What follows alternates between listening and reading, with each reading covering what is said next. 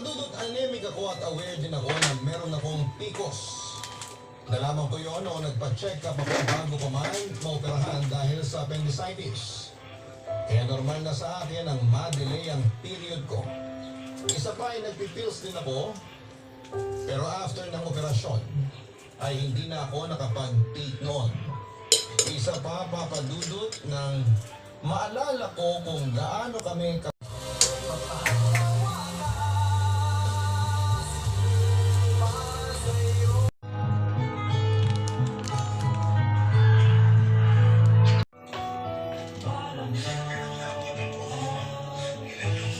Mega Manila 97.1.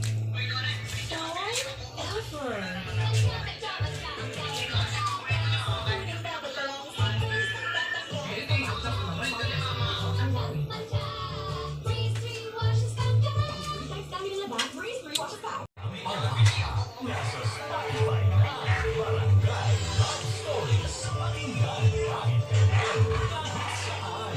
Barangay Love Stories sa Spotify. Iba na barangay.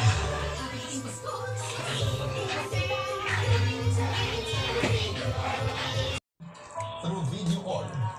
Kaya sa ganong sitwasyon, lalo na yung pagiging kalmado niya. Pagay Yummy.